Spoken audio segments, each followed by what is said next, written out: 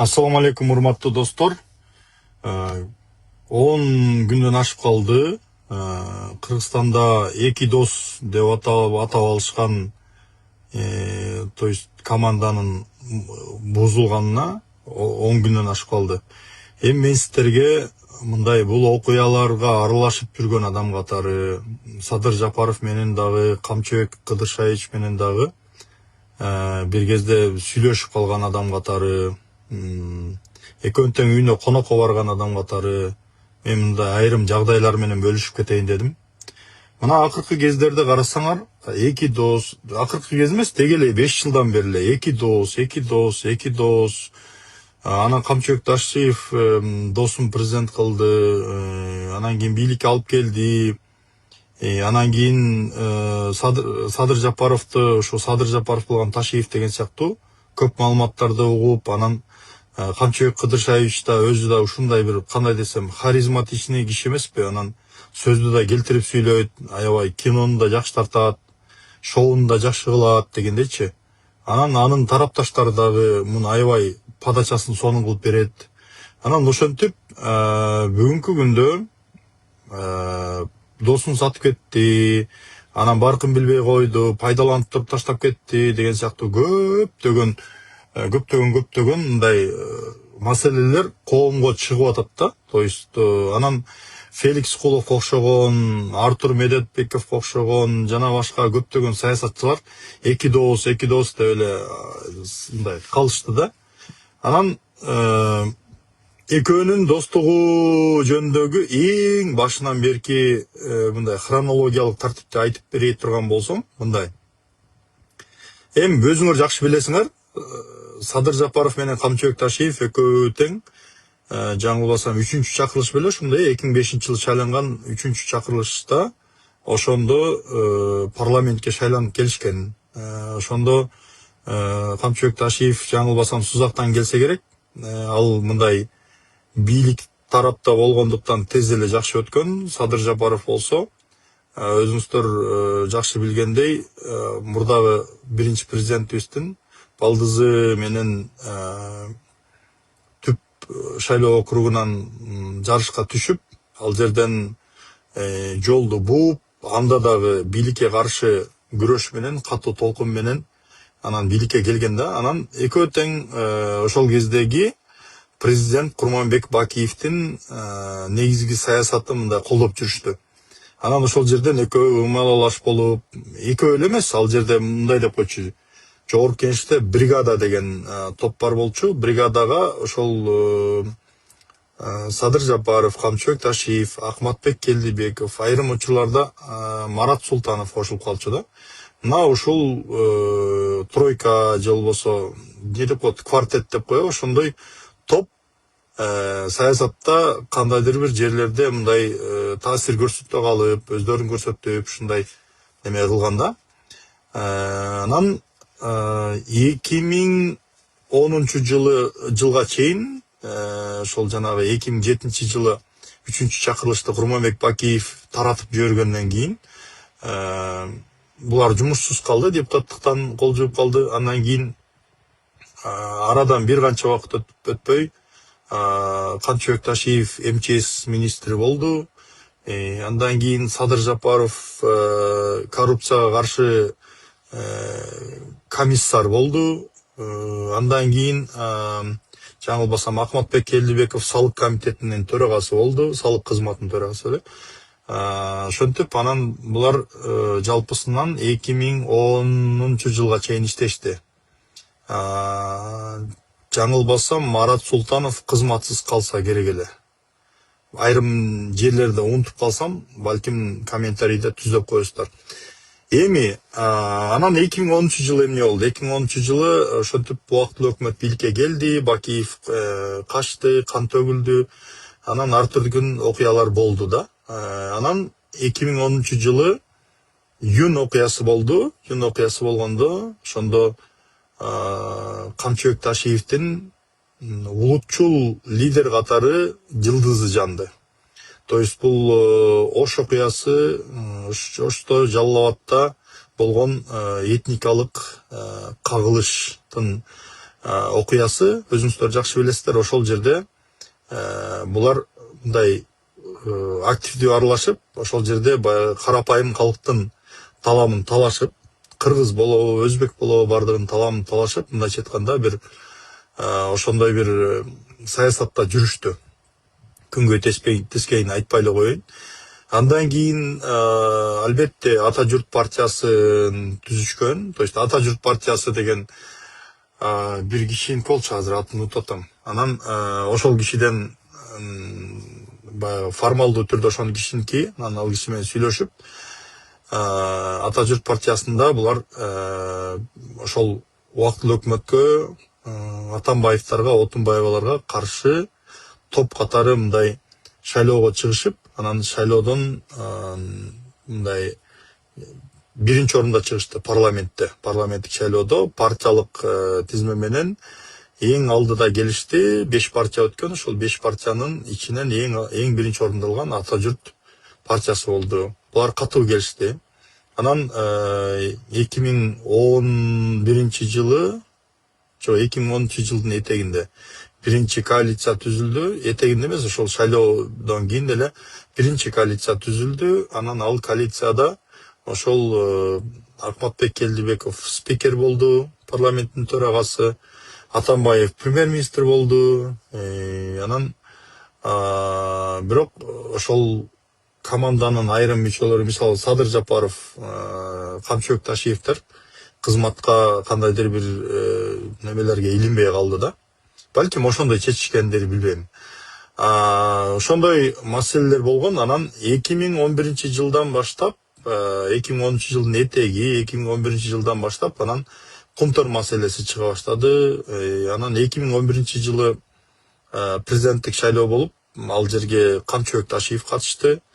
Анан кийин Камчыбек Ташиев ошол 2011 жылы президенттик шайлоого катышканда ошол мага мындай маалыматтар жеткен да. Ошол кезде Адахан Мадумаровдун бедели түштүктө абдан айрыкча түштүктө да, түндүктө дагы жакшы болчу, бирок түштүктө бедели абдан чоң болуп, анан Атамбаевга президент болууга кандайдыр бир коркунуч жараткан деген бир имиш кептер бар. Бул эми такталбаган маалымат, мен антип айттай албайм, бирок ошол учурда Камчыбек Ташиев баягы түштүктөгү электоратты бөлүп кетиш үчүн бийлик тарабынан макулдашылып коюлган талапкер деген маалыматтарды укканбыз да, маалымат эмес, имиштерди.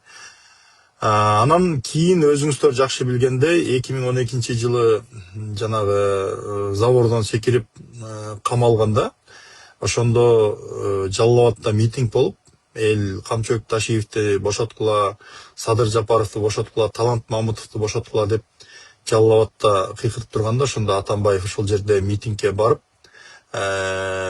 тиги камчы ийнимди мен сыйлайм, жакшы бала, мага окшоп ал дагы а дегенде тили иштеп, андан кийин башы иштеп калат, ушундай болот. Анан камчы ийним менин үйүмө келип талай жолу чай ичкен, тиги бу деген сыяктуу сөздөрдү айткан да. То есть бул деген ошол президент болгонго чейинби, андан кийинби, кыскасы мамилелери жакшы мамиледе болуп жүргөн деген мындай кыйыр түрдө далил катары карасак болот. Эми экинчи маселе. Экөө мисалы Кумтор маселесин Садыр Жапаровду өзүңөр билесиздер, 2013 жылдан баштап абдан катуу көтөрүп баштады. Ага чейин деле көтөрүп келген, бирок 2013 жылы өтө катуу мындай эмоция менен, анан документтер менен, депутаттык комиссия менен ушунчалык катуу көтөрүп баштаган.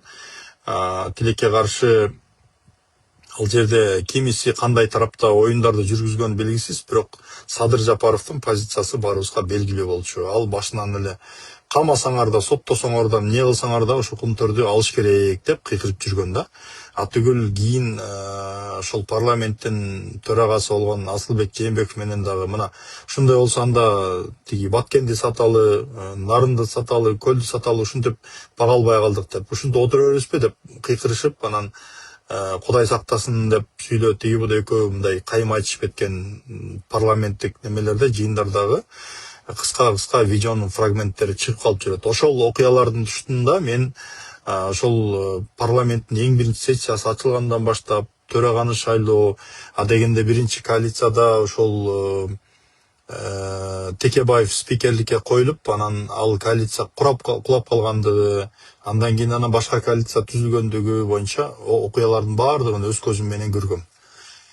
Эми 2011-жылдан баштап анан ошондой бир катуу жанагы кумтөр элге өтсүн деген сыяктуу талаш тартыштар катуу боло баштады. Анан ошол кезде негедир анан Камчыбек Ташиевдин позициясы да катуулай баштады. Анан Садыр Жапаровга ошол кезде мындай кумтөр маселесинде чогуу чыгышып, чогуу неметип, ошол кезде аябай жакшы күч болгон да. Анан митинг болду. Митинг болгондо баарыбыз күтпөгөн жерден эле өзүңөр билесиңер, Чыңгызхан деген 17 баласы менен эле басып алган, мына биз дагы кирип басып алабыз, тиги жогорку кеңешке кирип жатып алабыз, тиги бу деген сыяктуу бир сөздөрдү айтып, эмоционалдуу сөздөрдү айтып, анан ак үйдүн темир тосмосунан секирип кирип кеткен Камчыбек Ташиев. Анан ошол жерде видеолорду карасаңар, тиги Садыр Жапаров сразу ыраңы бузулуп, аркасына туруп анан бир нерсе деп сүйлөп турганын көрөт да. Кийин мен 2014-жылы Садыр Жапаровдун үйүнө Польшага барганда мен ошол жерден сурадым, ушулардын баарын тактап сурадым. Экөөбүз 6-7 саат сүйлөшүп отурганбыз. Анан ошондо сурадым, Садыр байке, айтсаңыз ошондо мындай сиздер менен макулдашып анан ушундай жасалды беле десем, ой жок, балесине анын забордон секирип кетерин билсем мен барбайт болчумун дейт да, бул митингди уюштурбайт болчумун дейт. Ошентип кашасын чыгарды дейт. Именно кумтөр маселесин биз парламент аркылуу карайбыз деп мына тщательно, кандай десем, элдик толкундоо аркылуу давление кылып, талап кылып, мынтип отуруп бул маселени чечебиз десек, ошентип жанантип баарыбыз ошондун айынан түрмөгө түштүк деп мага Садыр Жапаров айтып берген. Анан ошентип Камчыбек Ташиевдин аркасы менен Садыр Жапаров, жана Талант Мамутов, Камчыбек Ташиев, анан Кубатбек Кожоналиев, ал бир аз кармалып кайра чыгарылган. Ушулар камакка алынган. Анан кийин үчөө аябай көпкө отурушту. Бир жылдын аяк биягында отурушту окшойт, же жарым жылдан ашту, эсимде жок азыр. Хронологияларды карасаңар, өзүңөр жакшы билесиңер. Анан ошол жерде Садыр Жапаровдун жанагы решетканын аркасына туруп алып сүйлөгөн сөздөрү мына бүгүнкү күндө баарыбыздын мындай көңүл чордонубузга улам чыгып калат, видеолор чыгып калат, биз көрүп калабыз да. Бизге мына пайгамбарыбыз айткан хадисте, ким сага жамандык, канча жамандык кылса, сен ошондон ашык кеми жок өчүңдү алсаң болот деген сыяктуу мындай сөздөрдү айтты. Анан кийин биз бийликке келгенде ашык кеми жок, биз канча отурсак, силер да ошончо отурасыңар деп Садыр Жапаров аябай катуу көшөрүп, катуу турган, чындап элечи. Анан деги мындай Атамбаевдин убагында позициясын жумшарганын, же болбосо мындай бир содалашканын, же бир нерсесин көргөн да жокмун, байкаган да жокмун да. Байкасак, эгерде байкай турган болсок, анда деген ал Кыргызстанга келбей, сыртта качып жүрбөйт болчу да. Кыргызстанга келмек, содалашмак. Ошол учурда Камчыбек Ташиев түрмөдөн чыккандан кийин эмне болду? Биринчи кезекте эле Атамбаевга болсо жагынып, тиги урматтуу президентибиздин ошол камалса камалсын, акталса акталсын деген сөзүн биз колдошубуз керек тиги бу деп кечирим сурагандай таризде ошондой сүйлөгөн. Анан эми мен дагы бир детальды айта турган болсом, Курманкул Зулушев менен Медер Сатиевтердин феномени кайдан пайда болду деген маселе бар. Ал жерде эми мага жеткен маалыматтарга караганда бир таасирдүү саясатчы бар. Ошол кезде бир мындай бир чоң кызматта турган, бирок оппозицияны колдоп турган саясатчы болгон. Аты жөнүн айтпайм белгилүү себептерден. Ошол киши тиги дачага тякпек алып барып, Курманкул Зулушевтерди, эй инилерим, эртеңки күн деген силер сөзгө каласыңар. Азыр бир аз кыйынчылык болот, куугунтук болот, бирок чыдап койсоңор, актап койсоңор тарых алдында бир чоң иш жасайсыңар деп көндүргөн деп уккам да. То есть кийин ал саясатчыдан сурасам, ал киши дагы тастыктаган, ооба ушундай болгон депчи. Бирок мен эми ал киши менен макулдашпагандыктан бул эфирде мен ал аты жөнүн айта албайм. Эгер зарыл болсо кийинчерээк уруксат берсе мен сөзсүз аны айтам. Эми ошентип анан Курманкул Зулушев менен Медер Сатиев алардын жанагы үчөөнү Канчыбек Ташиевди, Садыр Жапаровду, Талант Мамутовду акталсын деген чечим чыгарып, анан жанында орус улутундагы аял судья бар болчу. Ал киши каршы болду же сен каршы болгондой көрсөткөй деди. Кыскасы ал киши колдогон жок. Берки коллегиядагы 3 соттук коллегиядагы 3 судьянын экөөсү кайсы тарапка болсо ошондой чечим жактырылат да. Шаардык 2-нчи инстанцияда жана 3-нчү инстанцияда. Анан ошол шаардык соттон анан күтүүсүдөн акталып калды. Көрсө бул ошол кандайдыр бир ошол эми бул жерде кеп баягы саясатчылар мисалы барып аларды көндүрсө деле кээде көнбөй коюшу мүмкүн эле. Кой биз эртеңки күн тынч иштегибиз келет тигибу депчи.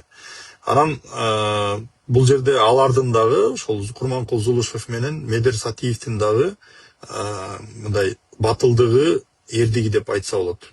Анан айткандай эле алар кызматтан четтетилди, куулду, куугунтукталды, кысымда жүрүштү, текшерүүгө алынышты деген сыяктуучу.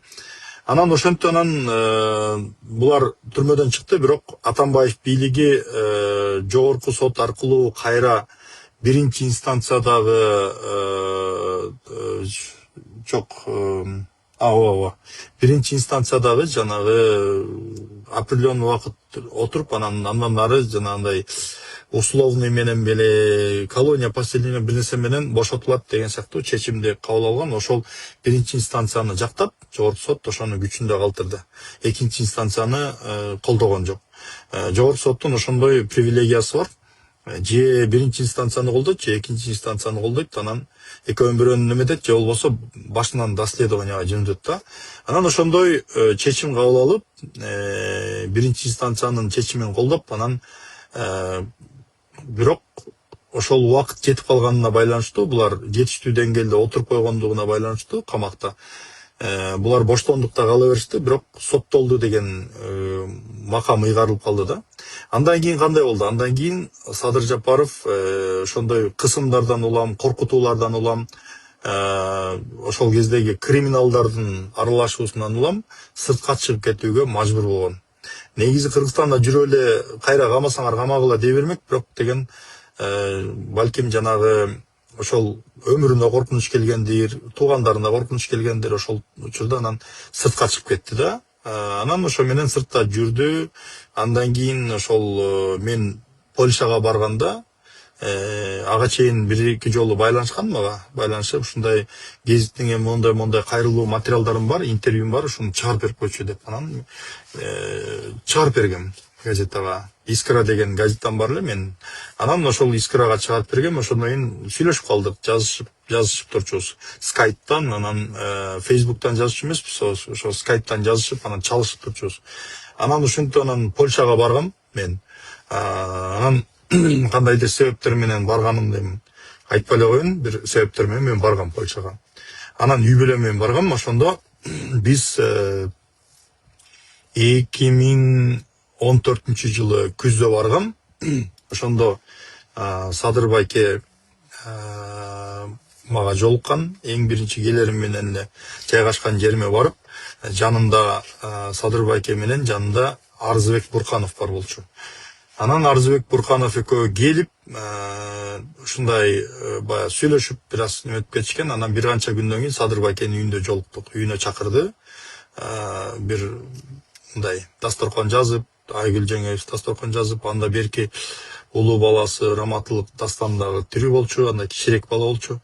Анан берки балдар кичинекей болчу. Анда мындай канча эле байкаган эмесмин. Бирок ошол кезде ошол жерде жашап калышкан. Анан ошондо мен ага чейин дагы ортодо бир молдо барып, молго жолугуп, анан неме жегенбиз жанагы, неде,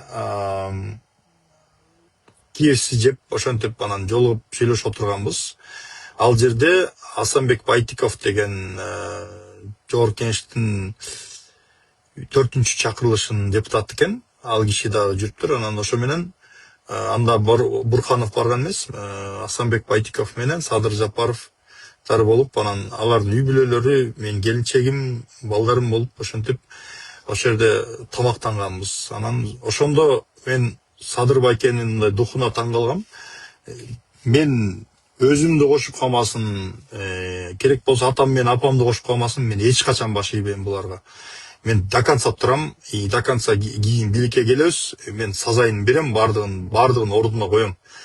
Законностьтун баарын калыбына келтирем, кумтөрдү тигиндей кылам, Кыргызстанды мондай порядок кылам, парламенттик башкаруу болбойт, президенттик башкаруу болуш керек, Америкадагыдай. Анан кийин президент өкмөттүн башчысында, то есть аткаруу бийлигинин башчысы болуш керек. Мындай ыргылжың неме болбойт, парламент менен оюн жүргүзгөн башкаруу болбойт деп ошол кезде катуу түбөрдү айтып жүрчү. Кийин убакыт келди, көрдүк баарыбыз. Мен ошол кезде чын айтсам, ошол уккан сөздөргө мен мындай утопиялык катары жарымын кабыл алсам, бир бөлүгүн эми кантип ишке ашыкмак эле, кантип Кыргызстан эле ушинтип эле келсе эле оңолуп калмак эле, бул киши деле келип эле мурдагылардын жолоюна түшүп кетсе керек деген сыяктуу менде күмөн саноолор болгон. Анан мен чын айтсам, саясий жактан Садыр Нуркожоевичти ошол кезде колдогон эмесмин. Себеби ишенген эмесмин да.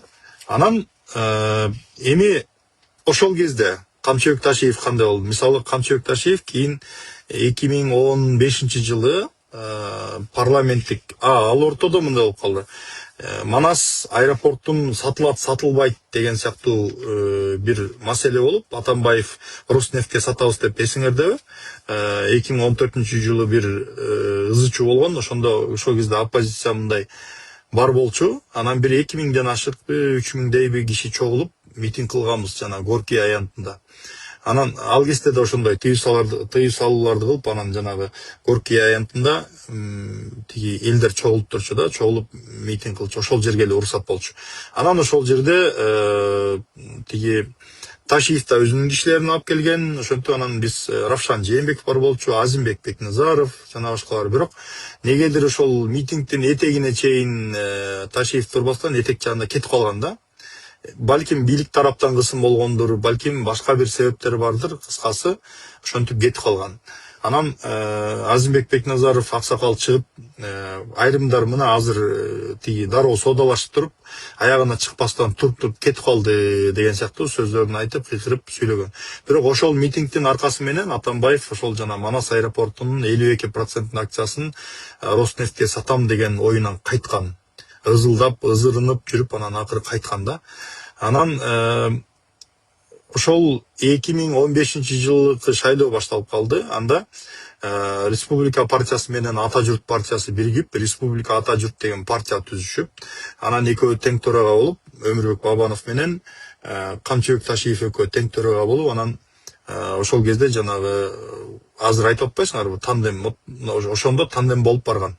Анан бирок тиги Камчыбек Ташиев жанагы Бакыт Төрөбаев жетектеген Өнүгүү партиясынын кайсы бир кандидатын сабап койду деген жүйө менен тиги шайлоодон четтетилген. Ошо менен парламентке кирбей калган. Анан Бабанов экөөнүн ортосундагы мамилелер бузулган кийин.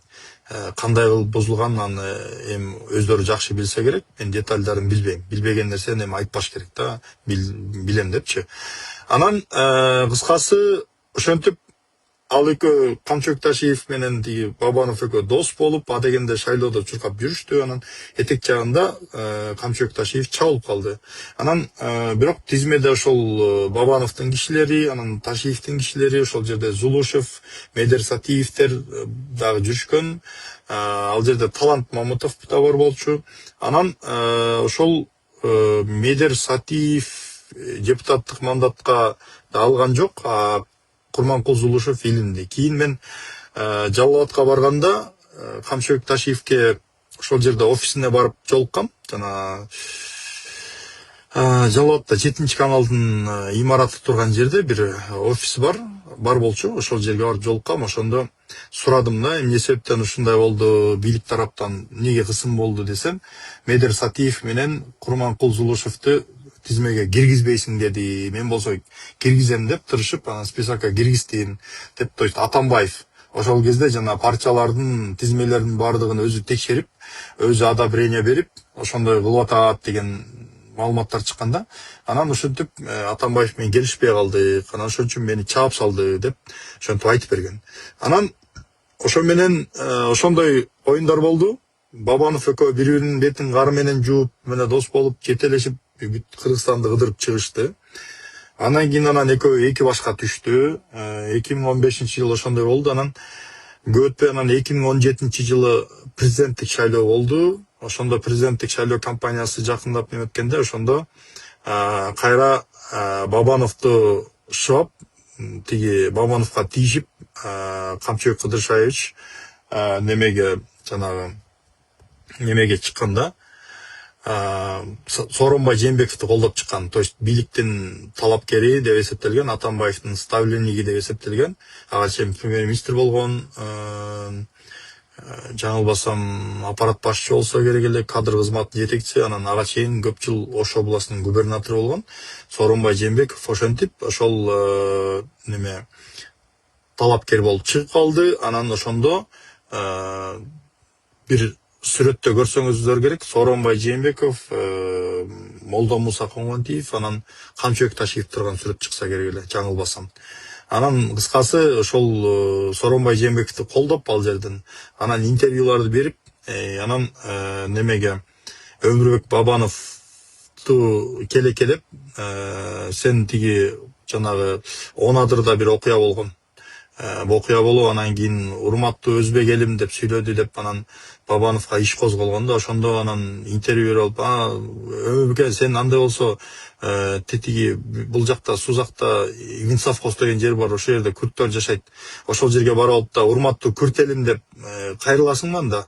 Тигибу деген сыяктуу бир мындай, кандай десем, келеген апасы, Бабановдун апасы Күрт деген сыяктуу бир маалыматтар жүргөн да. Кстати, тактоо киргизип кетейин, мен таластык болом. Ошол таласта Кировкада, ошо Чолпонбай айылына да көп барып, ошол жерде да жүрүп калгам. Ал жерде күрттөр бар, бирок Бабановдун апасы күрт эмес. Бабановдун апасы Абхазия жактан жанагы 44-жылы эвакуация болуп келген түрк мескетинистердин кызы. Жолдо келатып, анан жетим калып, анан кыргыз үй бүлө багып алганда, буну тактоо катары айтып атам. Анан мен Камчыбек Кыдыршаевичке экөөбүз мессенджерден мындай мен айттым, Камчыбек Кыдыршаевич, Камчаке дедим мен, сиз мынтип адамдын мындай аброюн именно ата-энесине өлүп калган, өтүп кеткен энесине асылып, анын энеси күрт эмес, мен точно билем.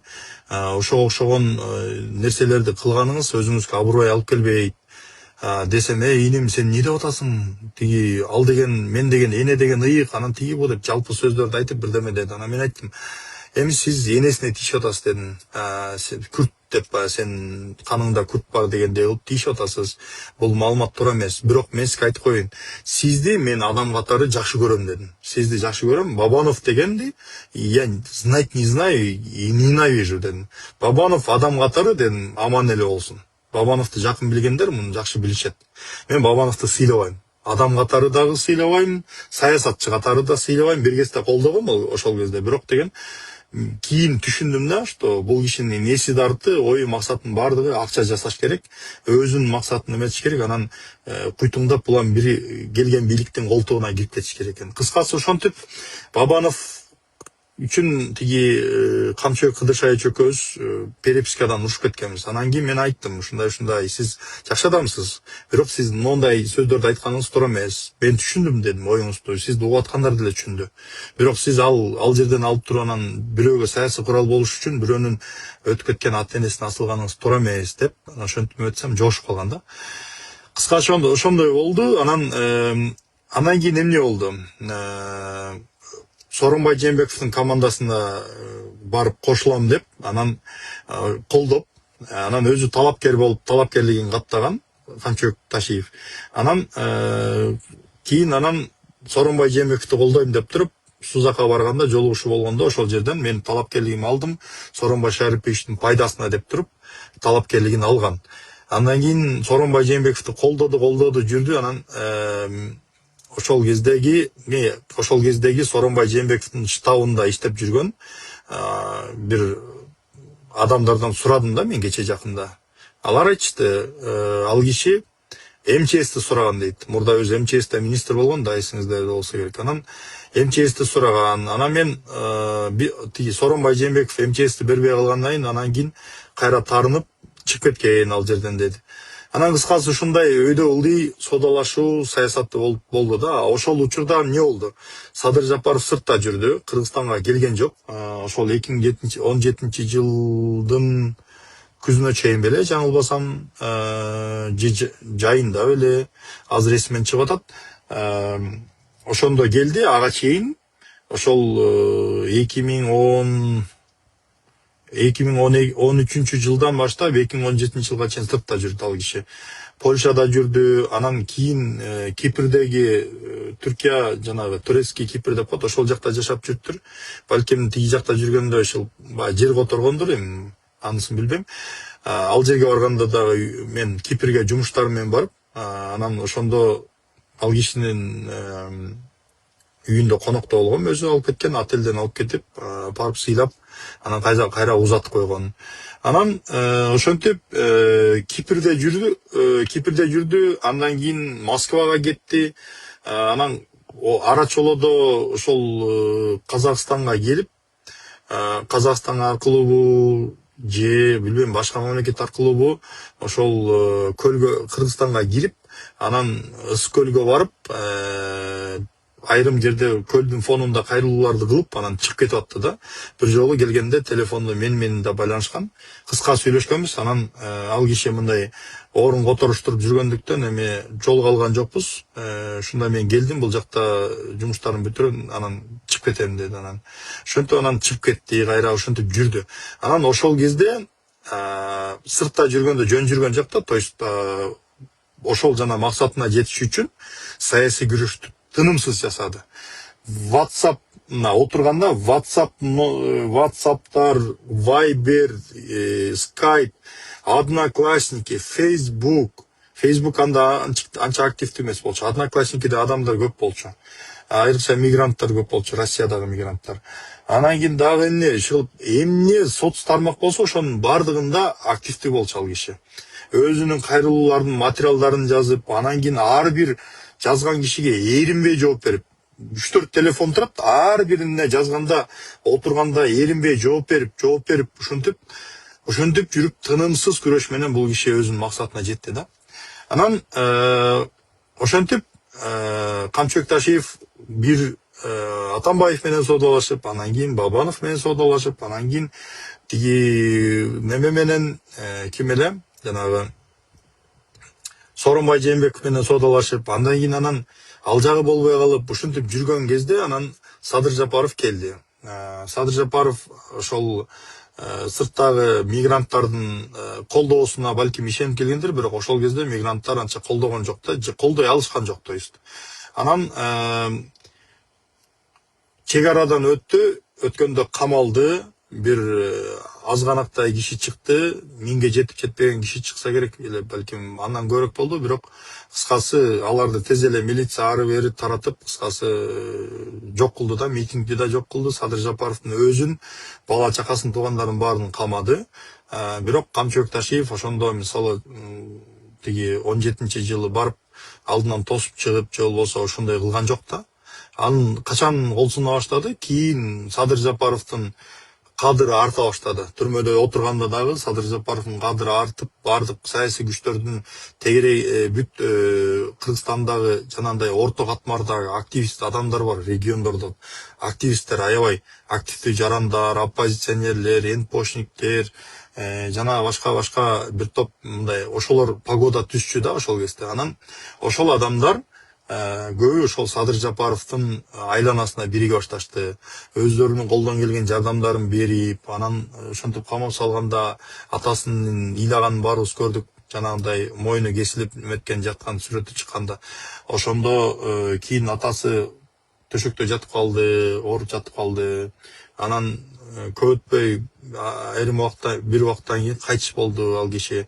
Анан ошол кезде атасына барып, Камчыбек Ташиев атасына барып, жолугуп, анан түшкөн сүрөттөрүн чыгарып атканда, анан эми похорон болду. Похорондо барып, эл катары барып, өгүрүп барып, ошентип жүргөн, баласы өлгөндө, апасы өлгөндө бардыгында ошентип колдоп жүргөндө, бирок деген ошол жерде Садыр Жапаровдун башка саналаштар деле. Арзубек Бурханов, кстати, Арзубек Бурханов жөнүндө айтып коеюнчу. Мисалы, Арзубек Бурханов деген Садыр Жапаровдун эң жакшы көргөн досу. Мына мен көргөндөн жанында канча жолу ушул кишини көрдүм, жанында жүрдү, ал жака барып колдойт, кийин камалганда үй бүлөсүндө колдоп жүрдү деп укканда, бирок эч качан ал киши тиги мага баланча кызмат бер, мен тияка отурам, бияка чоң болом, анан менин досум деп популисттенип, мисалы, публикага чыкса болот эле да, бирок андай нерсе кылган жок да. Камчыбек Кыдыршаевичке салыштырмалуу ал киши андайга барган жок. Балким өзү ошондой скромный адамдыр. Анан Арзыбек Бурханов, анан кийин Талант Мамытов, ошол эле Курманкул Зулушев, жана башка ошол кездеги Садыр Жапаровдун саналаштарынын бардыгы эле, Кыргызстандагы бардыгы эле активдүү жарандар, ошол эле тиги журналисттер, анын ичинде Дайыр Курумбеков, Элнура Кулуевалар жана башка бардыгы эле барып колдоп, көңүл айтып, мисалы мен болсом мен да барып калчумун, мен Америкада болчумун. Ал жерден ким ийдебайт дагы, ким бата кылып барбайт да. Мисалы, нормальный жүрөгү бар адам барып бата кылып барат да. Бирок алар эч качан биз Садыр Жапаровдун похоронуна келдик, мына атасынын акыбалын сурап атабыз тирүү кезинде, анан атасы өлдү, атасына похоронго келдик деп эч ким сүрөткө тартып деле андай деле пиар кылышкан эмес да. Камчыбек Ташиевдин бардык жерде сүрөттөрү жүрөт. Барганда мындай шунун баарын пиар кылып, жанына деген видео тарткычтарды балким ээрчитип барып, балдарды тартып, ошентип мунун баарын мындай документация кылып жүргөндүктөн бүгүнкү күндө Камчыбек Ташиевдин ошол достугу жөнүндө гана сөз болот дагы, башкалар жөнүндө сөз болбойт. Башка саясатчылар деле көп, ошол көптөгөн саясатчылар ошолор деле бата кылып барып неметип жүргөн. Анткени бардыгы түшүнөт да, бул кыргыздын салты. Керек болсо ошол кийин Атамбаев өчөшкөн үчүн түрмөдөн чыгарбай койду, атасы каза болгондо. Ал эми Сооронбай Жээнбеков деле мындай адам да, анда деле жүрөгү ооруйт. Ал да ошол калган апасы кайтыш болгондо дагы, баласы кайтыш болгондо дагы Садыр Жапаровду кой берип, похоронго катышып келгенге уруксат берип, конвоирование менен жөнөткөн да. Бирок камактан чыгарган жок. Балким ошондон улам Садыр Жапаровдун мындай баягы Сооронбай Жээнбековдун адамдык сезимине болгон бир мээрими жылгандыр, балким ошондуктан, балким ошондой бир жакшы мамиледе калышкандыр деп ойлойм да. Экс-президент катары калды, коргоду, азыркы кезге чейин Сооронбай Жээнбековго тийишпеш керек, экс-президенттерди камаш керек деген пикирин айтып жүрөт өзү делечи. Анан ошо менен кыскасы ошондой өйдө төмөн окуялар болду. Анан акырындап жакындап анан ошол 2020 жылы март айларында, жаңылбасам, ошол пандемиянын алдында Садыр Жапаровдун тарапташтарынын митинги болгон. Садыр Жапаровдун тарапташтарынын митинги болгондо ошол жерден модератор болгон жанагы аксакал эме Каныбек Осмоналиев агай, тиги физик депутат, мурдагы билим берүү министри Каныбек Осмоналиев агай ошол митингди башкарып жүргөн. Анан Сабыр Жапаров экөө, анан жана башка активисттер ошол митинг кууп таратылганда ошондо камалышты. Ал жерде биз Камчыбек Ташиевичти көргөн жокпуз, ал жерде жүргөнүн көргөн жокпуз. Кийин анан парламенттик шайлоого жакындаганда Сооронбай Жээнбековго каршы нааразылыктар күчөп аткандыктанбы, башка бир себептери барбы, кыскасы ошол кезде Камчыбек Ташиев анан Мекенчил партиясын баштап, мындайча айтканда ошол жерде баш көз болуп, кандай колдоолорду көрсөткөнүн билбейм, бирок башында туруп өзү талапкер болуп, баштап барып ошентип жана башка по-моему жаңылбасам Жулушевдер да барса керек эле. Кыскасы ошентип тиги мекенжилдерди баштап анан шайлоого барышты. Анан шайлоонун Европа арасындагы жанагы соодалашуу аркылуу жөнүндө көптөгөн адамдар айтып атышат. Анын ичинде өткөндө менин бир тууган иним, кстати, Мирбек Айтикеев менин бир тууган иним болот. Өткөндөгү видео кайрылуу ал меники эмес. Айрым менин тааныштарым болсо мага жөнөтүп атышат. Сен минтип сүйлөпсүң, катуу сүйлөпсүң дейт, кээ бирлер сындап жөнөтүшөт. Ал мен эмесмин. Мен Адилетмин, ал Мирбек. Ар бир адамдын өзүнүн пикири бар. Мен ал кишинин, Мирбектин өзүнүн жарандык пикирин мен дайыма сыйлап келгем, мындан кийин да сыйлайм. Бири-бирибизге кийлигишпейбиз, бири-бирибизге акыл үйрөтпөйбүз. Кээде айтам, кой катуу кетип баратасың деп, бирок укса угат, укпаса укпайт да, ушундай. Анан Мирбек өткөндө түшүндүрүп айтпадыбы, жанагы неме депчи? Эмне жөнүндө айтып аттым эле? Кыскасы, ошентип анан жана шайлоо болду. Анан шайлоо болгондо ошентип партияны баштап келди. Кстати, шайлоо бүткөндөн кийин, аны ызы чуу башталгандын алдында анан ошол мекенчил партиясы бир жок дегенде бир 5-6 мандат алып алалы деп Сооронбай Жээнбековдун бийлиги менен соодалашкан деген сөздөрдү айтып атпайбы? Ошол чындык эле да, негизи. Мандат сурап жүргөн, муну эми бир канча адамдар да тастыкташкан, ошол кезде айтышкан. Анан ошол кезде Садыр Жапаров деп аянттагы элдер дагы кыйкырып, анын тарапташтары да чогулуп аябай. Анан ошентип анан Садыр Жапаров чыккан түрмөдөнчү. Анан Камчыбек Ташиев түрмөдөн чыгарды дейт. Октябрь окуясы болбосо каяктан чыгарат эле? Ооба, Камчыбек Ташиев ага чейин бир канча жолу кайрылуу кылып, урматтуу Сооронбай Шарипович, сиз Садыр сизден суранам, ошо Садыр Жапаровду бошотуңузчу. Атасы өлдү, апасынан ажырады, баласынан ажырады. Мындай кордук Кудай эч кимдин башына салбасын, тиги деп кийин айтып жүрбөдү. Мен Садыр досумдун ордунда болсом мен ошондо сынып калмак элем депчи. Себеби өзү саясий чөйрөдө ошондой бир канча жолу сынган. То есть сынган ошол да, сүйлөшүүгө барып, анан кайра кечирим сурап ушундай неме кылганы, бул сынган да. Ошол жанагы Бабанов менен Биригердин алдында дагы Бабанов экөө кирип, анан ошол жерден Атамбаев Камчыбек Ташиевди тилдеп бир сыйра. Эмне өткөндө тиги жанагы аэропортко каршы чыккан митингде эмнеге адамдарын алып келип жүрөсүң? Тиги бу деп анан кечирим сурап, ошентип анан публично да кечирим сураган, НТСтен Нарын Айып менен интервью болгондо ошондо кечирим сураган. Анан кийин айрым өзүнүн саналаштары ошол кездеги Келдибековдун камалышын эгерде мыйзам буза турган болсо жопко тартылсын деген сыяктуу пикирлерин айтканда. Анан кыскасы ошондой биз ошондо бир ызы чуу салганбыз. Анда дагы Ташиев бийликке сатылып кетти деп мен жалаяктай кылып макалаларды жазып, ушинтип ал киши мага таарынып ушинтип жүргөн. Ошондой бир моменттер болгон. Анан мындай да, негизи бул пикирлердин баарын айтып чыгыш мен үчүн аябай эле оор болду. Себеби жыгылганды теппейт, качкан жоону катын саят деген кыргыздын бир аталарыбыздын сөзү бар да.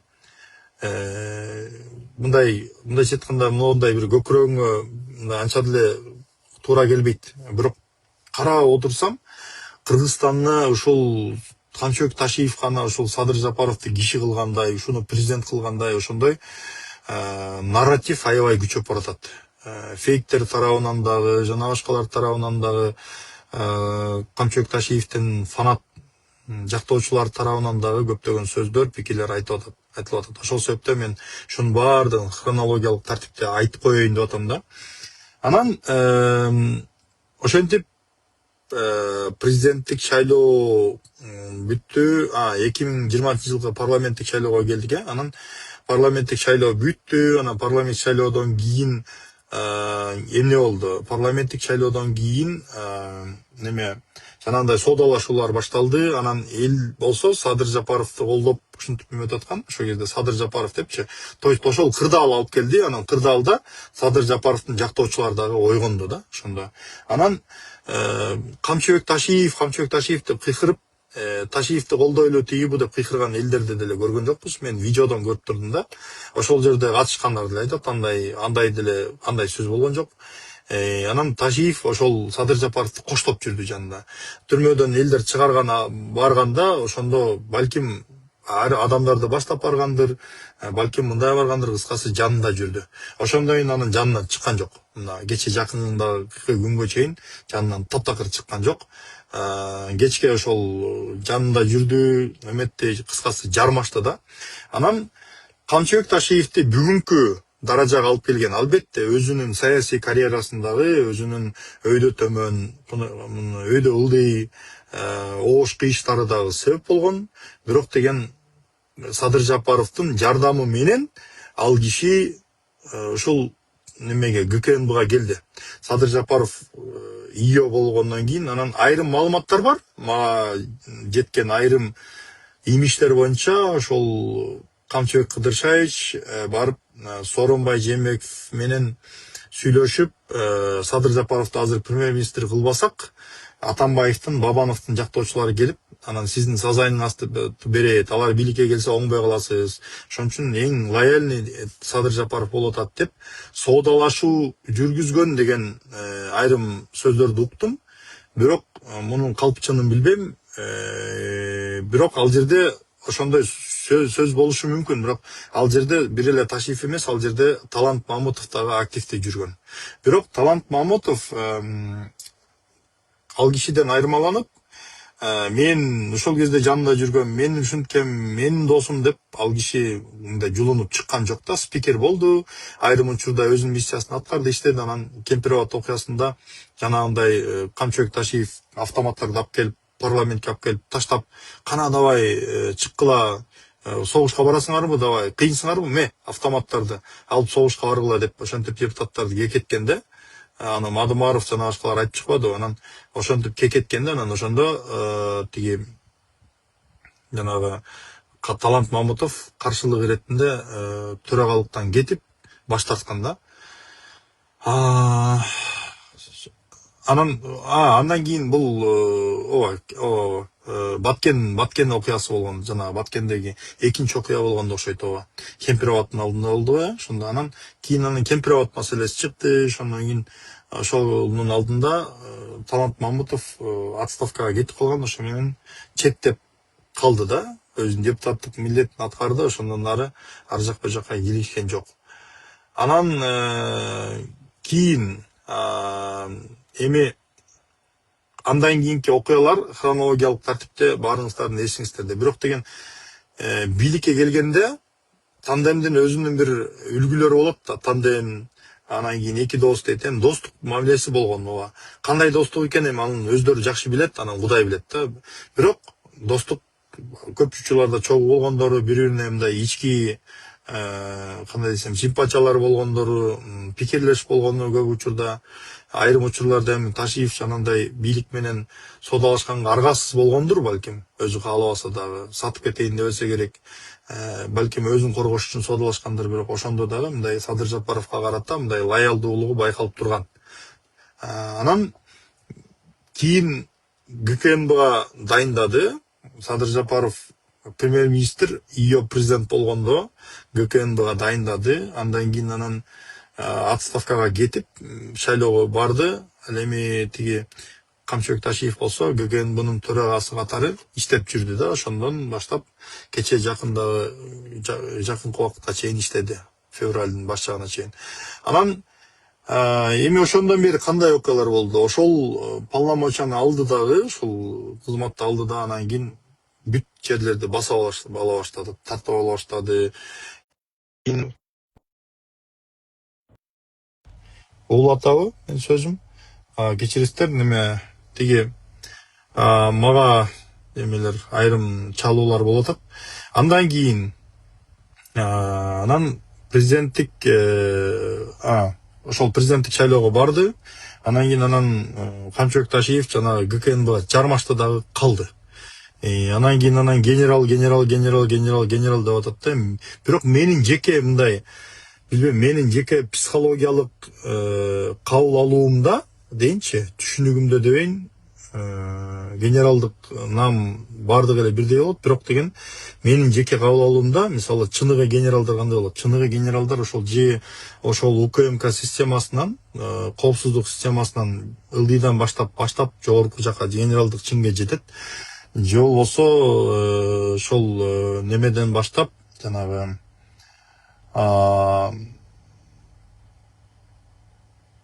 эмеден милициядан жана коргоо системасынан, то есть армиядан баштап жөнөкөй прапорщиктен баштап тиги генералдыкка жетет да, мисалычы же милициядан жөнөкөй лейтенанттан баштап генерал лейтенантка чейин жетишет. Ошону мен мындай ошондой адамдарды мындай чыныгы генерал деп эсептейм. Албетте бул киши коррупцияга каршы күрөш жана башка иштерде, криминалга каршы күрөштөрдө абдан эле мындай чечкиндүүлүк, элдик көрсөттү. Албетте анысын ошол жанагы президент берген мандатка, жанагы президент берген полномочияга кыласыңбы, хорошо, мына бийлик сага, ал дагы иштей бер деген мүмкүнчүлүккө ошол кездеги конъюнктурага жараша жасады деп ойлойм менчи. Буга чейин башка бир дагы генералдарга ГКНБнын төрагасына же болбосо министр, ички иштер министрлигине мындай карт-бланш берилген эмес. Керек болсо Акаевдин убагында ошол Аскар Акаевичтин сүймөнчүктүү, любимчи кадрлардын бири деп эң башкысы деп эсептелген Феликс Кулов дагы мындай Феликс Куловко дагы мындай карт-бланш берилген эмес. Мындай шагдарды кылган эмес. Айрым чечимдерин колдосо, айрым чечимдерин колдогон эмес президент Акаев, мисалчы. Камчыбек Ташиевке болсо, макул, сен жоопкерчилик алып атасың, хорошо, баардыгын жасай бер. Бирок мындай мыйзам чегинде адамгерчилик менен таза жаса деп карт-бланш бергендер, ошол карт-бланшты пайдаланып иштеди. Эми аны кандай иштегенин, кандай результат чыкканын жакшы жагын дагы билебиз, жаман жагын да билебиз. Кече мына көрдүңөр, Эду жана Мито дегендер ал жагы өзүнчө эле уюшкан кылмыштуу топ болуп калыптыр. Ошол жердеги жанындагы ишенимдүү адамдар, ошол Бишкек шаардык начальниги жана башкасы кече жакында дайындалган, анан ага чейин чүйдө иштеген адамдын үйүнөн 30 канча миллион доллар чыкты деп атат, 34 миллион, бирөөндө 36 миллион доллар деп атат, наличка акча чыкты деп атат да. Ошол эле учурда Камчыбек Ташиевдин кабинетинен дагы акча чыкты деген айрым маалыматтарды мына кымтылап жазып атышат, бирок канча акча чыкканын аны так мындай источник болбогондон кийин айтыш кыйын да. Анан аны эми тиги компетенттүү органдар өздөрү териштирип, өздөрү тактап алат. Мыйзамдын коргоочулары ошолор. Ал эми андан кийин эмне болду? Бийликти колуна алды. Анан Садыр Жапаровдун айкөлдүгүнөн дейбизби, же болбосо гумандуулугунанбы, же болбосо достукка бекем ушул менин жанымда жүрөт, иштейм деп атат, макул берейин, мүмкүнчүлүк берейин, макул деп өзүнүн туугандарын баарын тыйып, мен уккам да ошол агасын, инилерин, жана башка туугандарын, тиги бала чакасын баардыгын жөн жүргүлө, Ташиев камап коет, жөн жүргүлө, мен силерди бошото албай калам эртеңки күнү, анан кийин Тарынеке жок деп, айрым учурда бир аталаш туугандарын дагы ушундай немеге чейин тыйып жүргөнүн мен уккам. Анан Камчыбек Ташиевдин деле айрым бажасы, анан дагы бир туугандары камалды деген маалыматтар чыккан, бирок башка туугандары кызматта иштептир да. Мисалы бир тууган жээниби, племянник деп атат да, жээни болуш керек. Ошол транспорт прокуратурасынын прокурору экен. Анан кийин дагы башка жана мисалы Таймурас, тиги жерде деле Таймурас, бул жерде деле Таймурас, ал өзүнчө каша да. Жанагы Шайырбек Ташиевдин 12 миллиард 400 миллион бу канча чыкты, 12 миллиард сомдон ашык активи бар деген маалымат. Элестетсеңер, 2-3 жыл мурда эле эч нерсеси жок, мындай андай байлыгы жок. Камчыбек Ташиевдин да андай байлыгы болгон эмес. Ошондой байлыгы жок адам бүгүнкү күндө 12 миллиард сомдук актив деп анан кече жакында актанып атпайбы, ал актив болчу, анан байлык эмес деги депчи. Актив менен байлыктын эч айырмасы жок. Анын активдин баары акча. Ошол активди сатып аласың, бир неменен акциясын сатып аласың, кайра сатасың. Балким кичине ылдыйлайт, балким өйдөлөйт, бирок ал деген ошол сенин капиталың да. Анын баардыгы бир жактан келген да, бирөөлөрдүн маңдай тери менен табылган мээнет, балким тонолуп алынган акчадыр, ким билет. Эгер ушул чын болсо, мунун баары териштирилиши керек. Анан кийин Гавайи деген эс алуу жайын өзүңөр жакшы билесиңер. Ошол жерде тиги жанагындай бир эми Дөө Чыңгыз менен байланыштуу бир окуялар болгон деп жүрөт. Эми анын детальдарын айта албайм, потому что бул эми криминалды пропаганда кылууга жатып калат. Бул туура эмес да. Бирок ошол Таймурас ошол жерге кийлигишкен, аралашкан дегендер маалыматтар бар. Анан жанагы Журат Абдуллаев деген киши, ошол кишинин ошол жерди жана саздак жердин баардыгын жакшынакай кылып туруп гүлгө айлантырган, Гавайи эс алуу борборун түзгөн. Журат Абдуллаевдин кандай абалда кармалып, анан бир кичинекей жанагы бир Казакстандан списанияга чыккан бир тиги танканы алып келип, БТРди алып келип туруп коюп, ошонун шылтоолоп туруп анан апарып камап, анан кийин 880 миллион сом беле ушунда 1 миллиард сомго жакын наличка акчасын алып, аны болсо өзүнүн күчү, өзүнүн каалоосу менен тапшырып берди деп дегизип, ошентип анан бир сыйра кустурушкан, мындай айтканда. Эми ал киши куса турган киши эмес болчу негизи. Ал добросовестный ишкер болчу. Эгерде ага кандайдыр бир ишине криминалдар аралашса, криминалдан аны мамлекет коргош керек. Эгер кайсы бир криминалдарга дань төлөсө, ал деген ал криминалды сүйгөндөн төлөгөн жок. Башка ишкерлер да ошондой. Коляга каржыладың деп, Коля Кыргызды каржыладың деп канчасын тиги кустурду да. Бул деген кандай? Бул деген туура эмес подход да булчу. Бул ишкерлер ошол тиги Камчы Көлбаевди сүйүп, жакшы көрүп, ошого чуркап барып өздөрү берип атышты дейсиңерби? Ошол салык салган үчүн берип атат да. Эртең карына калып да бирдеме өрттөп кетип же талкалап же бирөөнү өлтүрүп кетпесин деп корккондон берип атат да, сүйгөндөн эмес. Анан ошого окшогон ишкерлердин баарын жанчыды. Журат Абдуллаев ошо 55 жашында каза болду. Эгерде ошол жанагы Гавайини Таймурас тартып алды деген маалыматты угуп калдык. Кечеги мен буга чейин ынанган эмесмин, бирок кечеги жанагы Бакыт Төрөбаевдин иниси экөөнүн сүйлөшүп аткан аудио записи чыккандан кийин ошол жердеги айтылгандарды көрүп мен ишене баштадым да. Анткени бул маалыматты дагы укук коргоо органдары, Ички иштер министрлиги же ГКНБ текшерип, бул маалыматтардын баарын тактап туруп, анан кийин тиешелүү адамдарды жоопко тартыш керек. Мындай болбойт, бул беспредел.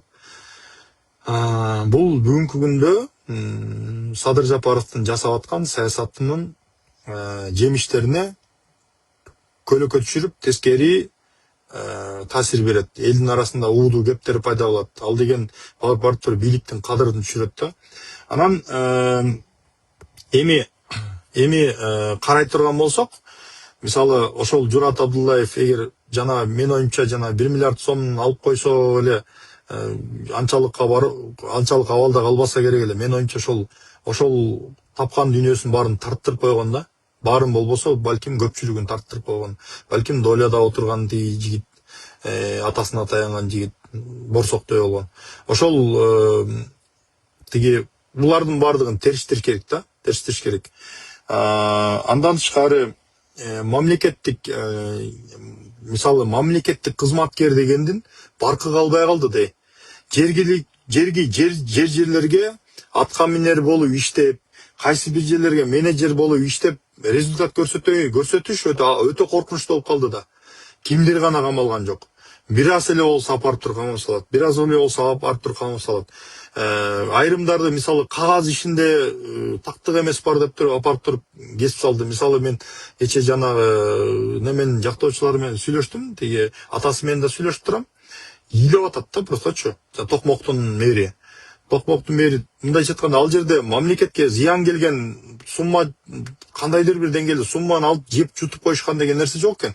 Ал жерде жанагындай кагаз ишинде так эместиктер бар экен, бирок ал үчүн деген ошол тиги мэрге 13 жыл жанагы катаал жаза берип туруп, катал түрмө берип туруп, анан кийин ага каршы показания бербей койгон 4 кызматкерге, экөө кыз экен, ошону 12 жылдан срок берип салган. Бул деген мындай чектен ашкандык да, бул деген катал, өтө катал да. Демек ал жерде дагы балким жанагы башка чыгып атат го, ошо сыяктуу балким талаптар болгондур. Акча бересиңер деген сыяктуу, же болбосо кусасыңар деген сыяктуу.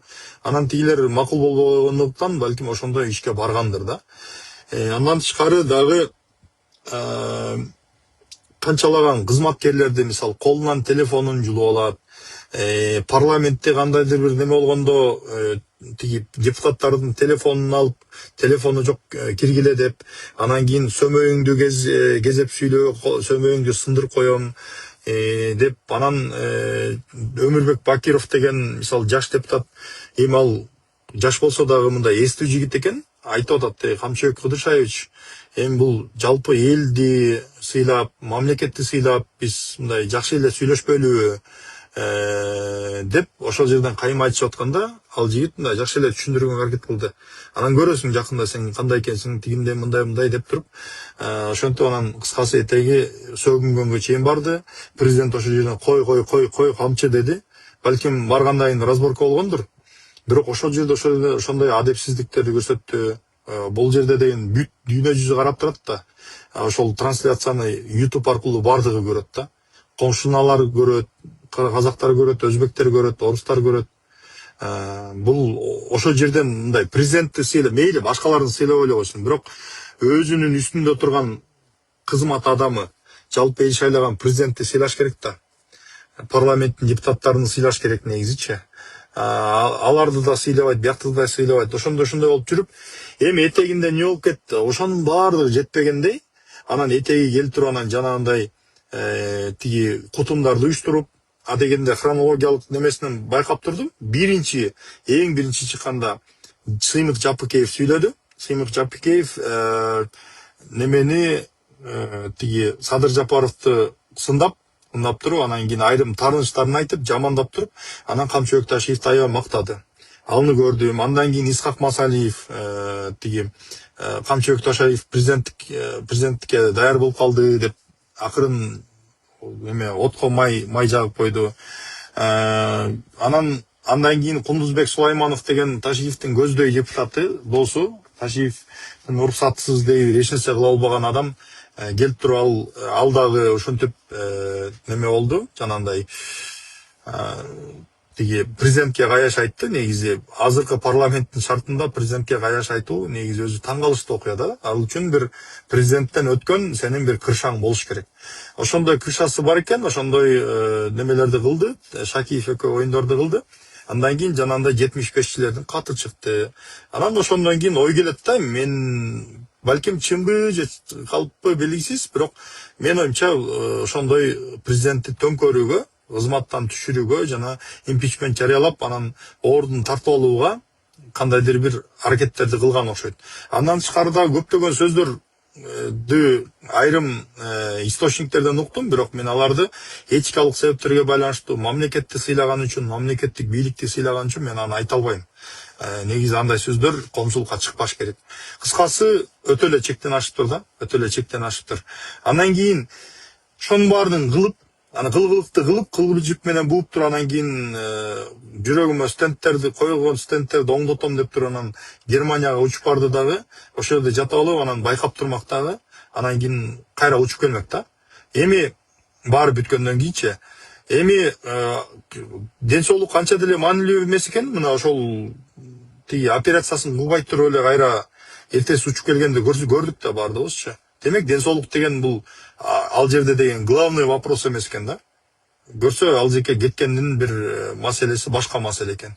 Эми албетте жанагындай бир тиги Артур Медетбеков, Феликс Кулов окшогон аксакал көксакалдарыбыз чыгып алып, генералдар биргестеп тиги Камчыбек Ташиев ККНБга чогултуп туруп, аларга тиги чай пул берип койгон экен, тайдын этин союп берип, сыйлап берип койгон экен. Ошон үчүн ал шилекей чачыратып тиги Ташиевди бир тараптуу эле мактап атышат.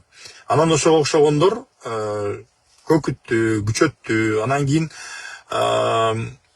неме Өмүрбек Текебаев эсиңерде болсо, ошол 20-жылы Садыр Жапаров жаңы бийликке келип аткан кезде ошол жерде парламенттен сүйлөп, анан ушундай дос секретарь деген түшүнүк бар, анан тиги госсекретарь десе эле азыр дос секретарь деп айтат элем, мына Камчыбек Ташиев досун президент кылды тиги бу деп туруп, Камчыбек Ташиевдин мээнети деп туруп, Ташиевке жан тарткандай же болбосо кадырын көтөргөндө ошентип сүйлөп койду. Анан ошентип сүйлөп, кийин бир канча статьяларды жазды. Ошону менен ошол жанагы эки дос анан Ташиев Садыр Жапаровду бийликке алып келди деген сөздөр жармашты дагы калды. Анан элдин арасында ошол тиги массалык маалымат каражаттары аркылуу дагы ушунчалык катуу иштеп, анан ушунчалык катуу иштеп, эки дос деген нерсени Камчыбек Ташиевсиз Садыр Жапаров эч нерсе кыла албайт деген нерсени элдин аң сезимине ушунчалык сиңирип коюштур да. Анан бүгүнкү күндө ал болду, Кыргызстандын бардык жагында Ташиевди колдоп, анан эмнеге алып коюшту деген сыяктуу сөздөр чыгып атат. Эми президент анын баарын айта албайт да. Баары бир жакшыбы жаманбы канча жыл дос болушту. Анан кече тиги канатташ жүргөн адамды бүгүн тиги абийирин ачып жаман сөздөрдү айтмак беле. Албетте андай нерселерди айтпайт. Ортодо толтурган нерселер бар, ошол төңкөрүш аракеттери бар, бийликтен кетирем деген аракеттери бар. Кызматтан сен кет, мен шайлоого барайын деген сыяктуу талаптарды коюптур, ошентип келиптир.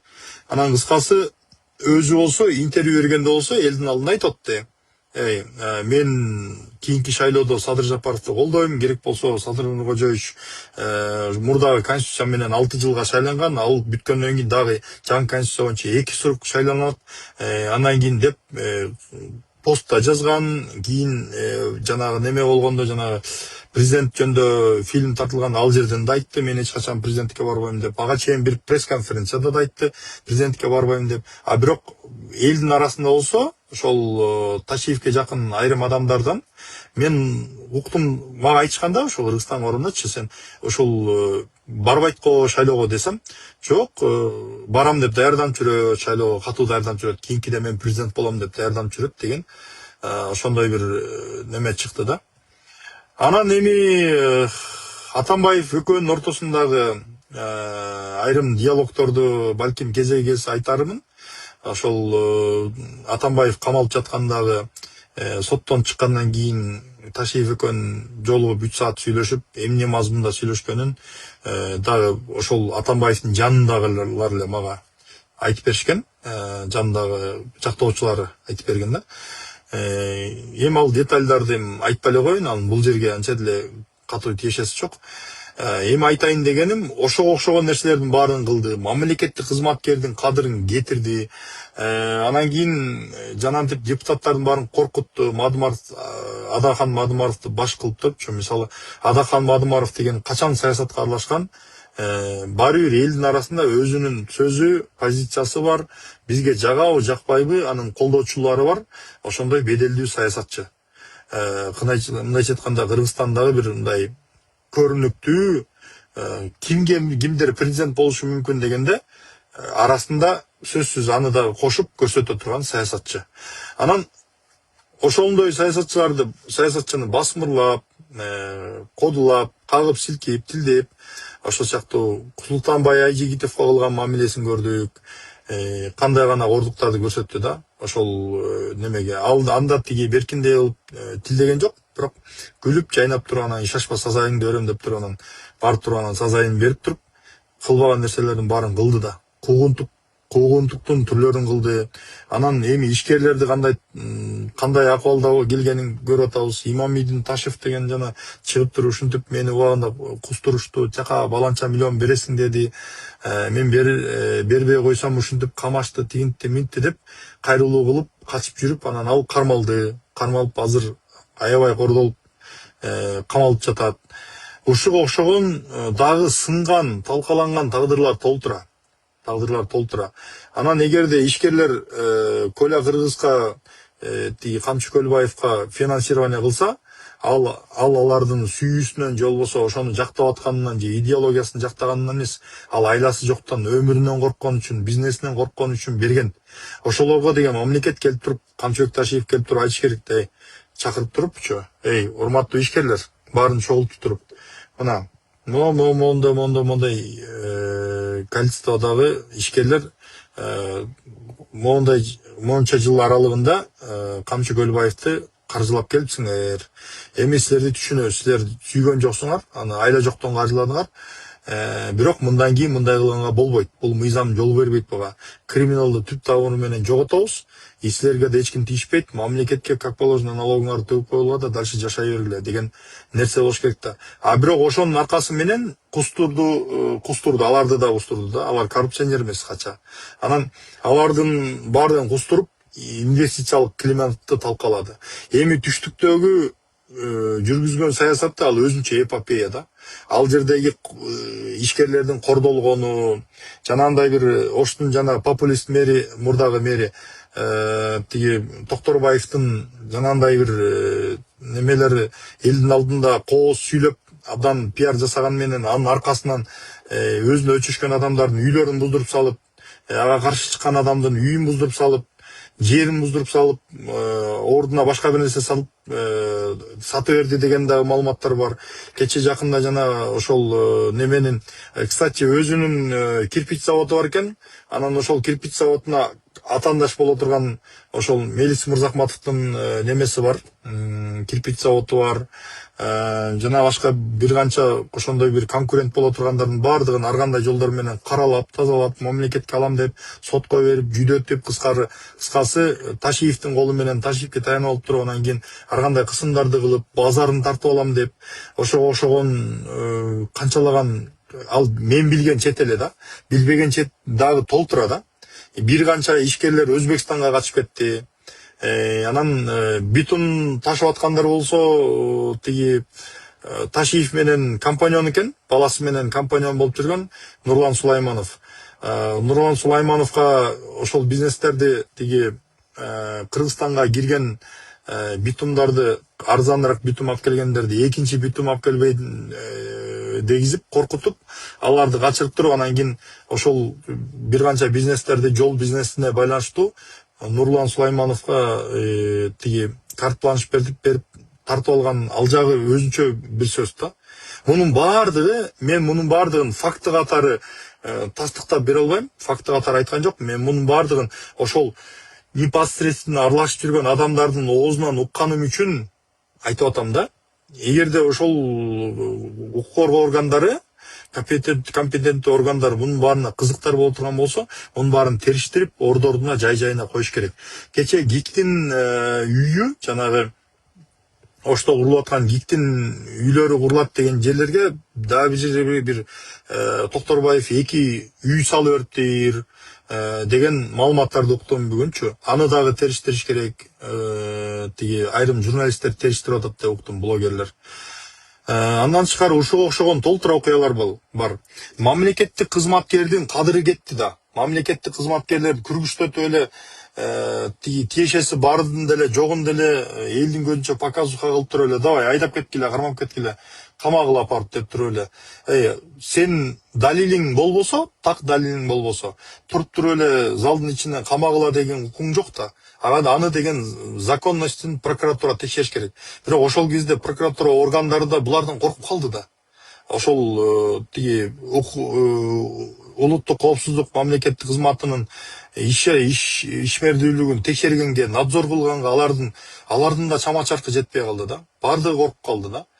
Анан ошондой монстр болду да, ушунун бардыгына аразы болбой этегинде анан бийликти алам деп чыкты.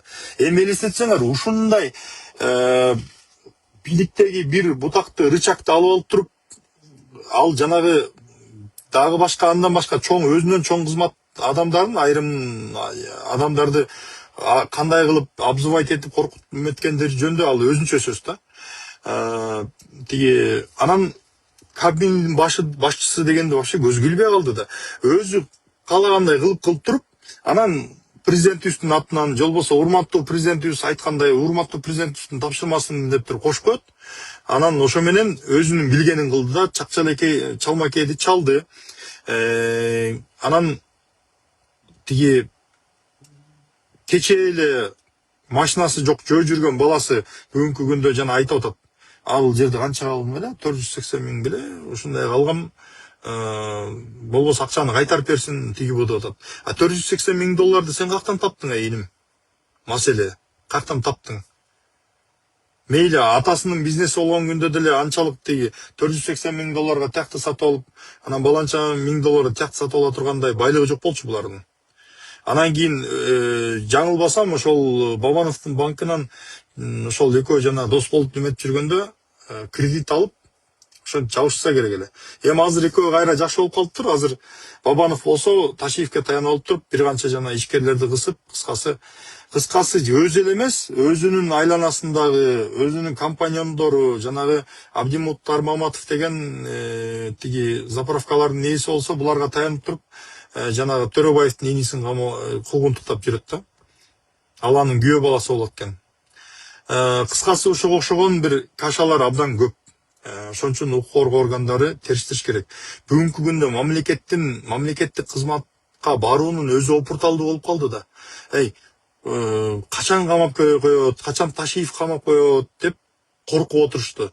Мисалы Жамалбек Ырсалиев деген байкени жөн эле камап берди. Бир жерге салык төлөбөйсүң, анан боз үй тиктиресиң, тиги ал болсо жана Аю холдингдин жери экен. Жамал байке өзү айтып берди магачы. Анан тиги сен неме боз үй койдуруп коюптур, бир ошол жерде бир тааныш бала бар болчу дейт. Келип жылына бир 2,5 ай ушинтип боз үйдү коюп, анан неме кылат да, тиги кымыз сатат экен. Ал кымызынан ичпейм деле дейт. Бир сезондо бир кесе кымыз ичсем керек дейт. Ага убакыт да жок дейт. Анан ошол жердеги жителдерге чейин келип, ГКНБнын кызматкерлери келип туруп, силер немеге Ырсалиевке каршы показания бересиңер, анан силердин жанагы камокторуңарга тийишпейбиз деп туруп, аларды алдап туруп, анан тигилерге каршы показания берип, ызы чуу кылгандан кийин аны Жамалбек Ырсалиевди камап туруп, анан тигил жактагы камокторду буздурду да. Анан камок бузулгандар анан кийин кыйкырып чыкпадыбы? Ошентип бизди алдап кетишти. Биз показания бермеген эмеспиз, биз каршы чыкмаган эмеспиз деп. Ушуга окшогон кашалар толтура. Эгер ушинтип эле четинен баарын эле камай берсе, мындай бир териштирүү мыйзам чегинде иш козгоо, мейли иш козгондон кийин териштириш керек, анын закондуулугун териштириш керек, документтерди караш керек. Айрым жерлерде мисалы мамлекетке зыян келбеген, бирок процедуралык маселелер бузулган боло турган болсо, эскертүү бериш керек, кандайдыр бир сөгүштөрдү бериш керек, бирок деген камаш керек эмес да, сөзсүзчү. Үйрөтүш керек, наоборотчу. Ансыз деле компетенттүү кадрлар калбай баратат. Мамлекеттик кызматтын баркын тебеледи, инвестиционный климатты тебеледи. Балким бизге айтпаганы менен министрлер кабинетинин башчысы тиги экономиканын баарын өлтүрүп атат деп, экономиканын негизинен эмне түзөт? Ошол орто жана чакан ишкерлер түзөт да. Базарлар түзөт.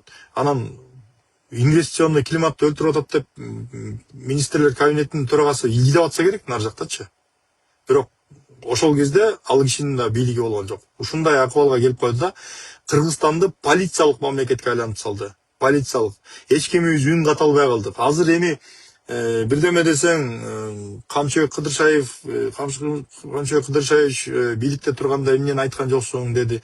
Коля жөндө жазып чыксаң деле, эмнеге Колянын тирүү кезинде айткан жоксуң? Колянын тирүү кезинде айтсаң, башыңдан ары чаап, мотив окшоп тепкилеп, сабап же дагы коркутуп бир белекет кылып кетет, же өлтүрүп кетет. Ал нерсе бизге керек эмес. Ташиевдин убагында бир нерсени айтсаң, четинен эле апарып камап койчу.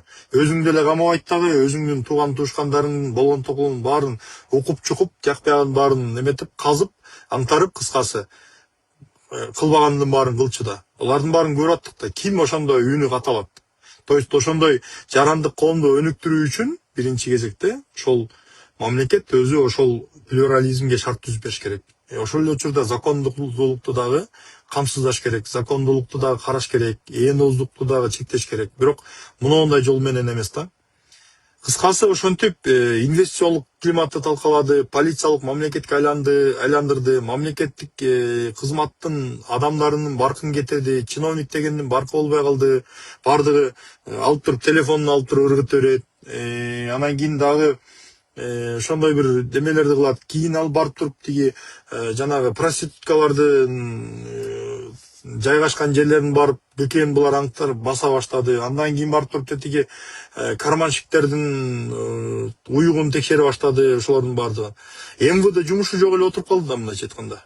Участковыйлар жана айылдарды караганда эле болбосо башка мындай бир өздөрүнө тиешелүү функцияны да аткара албай калышты да. Кыскасы ошого окшогон мындай өтө туура эмес нерселер болду. Анан бүгүнкү күндө түндүк түштүккө бөлгөн кайрылууларды көрүп атам. Биздин ошол Камчыбек Ташиевди колдоп атат, колдоп туруп анан Садыр Жапаров ушинтип элди бөлүп атат, анан тиги бул саткындык кылды деп. Садыр Жапаров саткындык кылган жок. Садыр Жапаров айкөлдүк кылды, жумшактык кылды. Балким айрым учурда ушундай жумшактык кылганына бүгүнкү күндө өкүнүп атса керек. Өзүн ыңгайсыз сезип атса керек, өзүнүн күнөөсүн сезип атса керек. Себеби бош болуп койду дагы, ишенип койду, өтө ишенип койду да бардыгынычы. Анан керек болсо ошол Садыр Жапаровдун алдына же кайрылып, же болбосо тиги Садыр Жапаровдун кайрылуу кылып, же болбосо кандайдыр бир байланышып, же болбосо ага жакындоо ыктымалдуулугу бар саясатчылардын баардыгы, айрыкча түштүктөн чыккан саясатчылардын көбү чабылып кетти. Чабылып шайлоого катыштырылбай, эртеңки күнү Ташиевке ким конкурент болушу мүмкүн деген, то есть бир таасирдүү саясатчылар чыкса, мисалы харизматичный саясатчылардын баардыгын жайлады да. Баардыгын четтетти. Эртең ушул менден оозун барып, тиги Садыр Жапаров менен жакшы болуп кетпесин, мен гана жанында болоюн деп, ошентип отуруп, ошондой саясатты жүргүздү.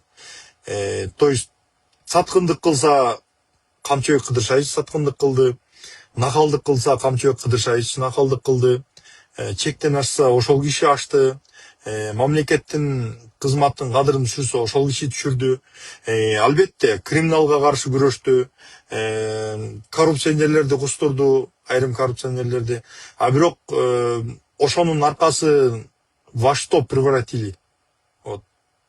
То есть ошол немени тиги ошонун баардыгын тазалап туруп анан кийин өздөрүнө кымырып алыптыр да. Жанагы Колянын бир канча Колянын карамагына деген алынган тиги жана Дима деген бир немеден кореецтин Булат деген эмеси аңчылык немеси бар болчу. Ошону болсо жана Эдунун атасы алып алыптыр деген маалымат уктум кече. Жанагы ЦУМдун жанындагы имаратты ошол жигит курдуруп аттыр деген маалымат уктум.